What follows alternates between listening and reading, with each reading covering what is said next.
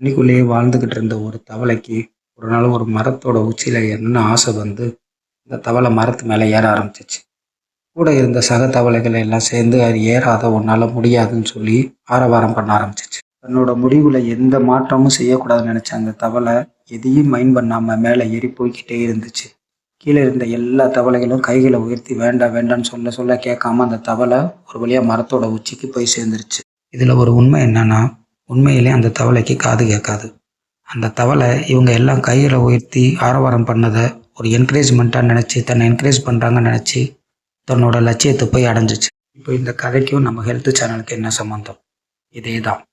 நீங்கள் ஹெல்த்துக்காக ஒரு ஸ்டெப்பு எடுத்து வைக்கும்போது உங்களை என்கரேஜ் பண்ணுறதுக்கு யாருமே இருக்க மாட்டாங்க. டிஸ்கரேஜ் பண்ணுறதுக்கு மட்டும்தான் இருப்பாங்க. வாக்கிங்கோ ஜாகிங்கோ போக ஆரம்பிக்கும் போது என்ன 10 நாள் போவேன், மறுபடியும் நிப்பாட்டிடுன்னு ஒரு ஃப்ரெண்டு சொல்லுவான். நோ கார்போஹைட்ரேட் ஃபுட் எடுக்க போகிறேன்னு சொல்கிறப்ப இன்னொரு ஃப்ரெண்டு அதெல்லாம் முடியாது, எப்படி சுற்றினாலும் நீ கார்போஹைட்ரேட் ஃபுட்டு தான் எடுக்கணும்னு சொல்லுவான். இல்லை நான் ஜங்க் ஃபுட்ஸே சாப்பிட மாட்டேன்னு இருக்கவங்கள ஒரே ஒரு நாள் சாப்பிட்டா ஒன்றும் செய்யாது, இன்றைக்கி ஒரு நாள் ஜங்க் ஃபுட் எடுன்னு சொல்லுவாங்க.